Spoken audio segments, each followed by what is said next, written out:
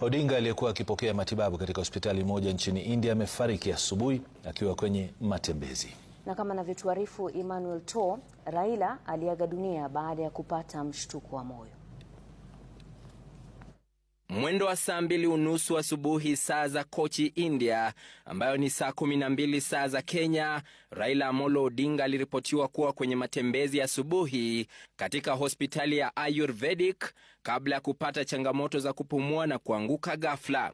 Ripoti kutoka katika hospitali hiyo zikisema madaktari walijaribu kumfanyia huduma ya kwanza bila mafanikio.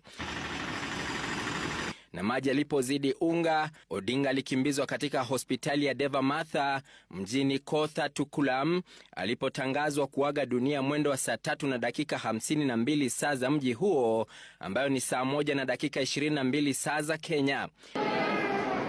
Dakika chache baadaye mwili wa Odinga ulionekana ukisindikizwa na madaktari wa hospitali hiyo. We continued CPR in spite of our very sincere, continued CPR and other measures. We couldn't make him. Baadaye jioni, jeneza ambalo lilikuwa limebeba mwili wa hayati Odinga lilisafirishwa kutoka hospitali ya Deva Matha hadi chuo cha matibabu cha Kerala, ambapo litasalia kwa sasa hadi litakapochukuliwa na kikosi cha Kenya ambacho tayari kiko angani kuelekea nchini India.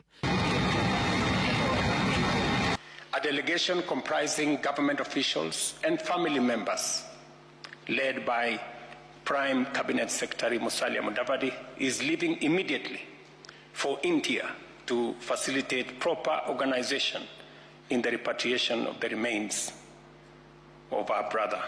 Bendera zote sasa zitapepea nusu mlingoti kwa wiki moja ijayo hadi Odinga atakapozikwa. I have declared a 7-day period of national mourning, during which the national flag shall fly at half-mast across the Republic of Kenya and in all our missions abroad. Rais Ruto amemwomboleza Odinga kama mzalendo ambaye mchango wake wa kitaifa utadumu kwa miaka na mikaka. Kamati ya mazishi itakayoongozwa na naibu rais Profesa Kithure Kindiki na nduguye Odinga Oburu Oginga tayari imeanza maandalizi. Emmanuel To, runinga ya Citizen, Nairobi.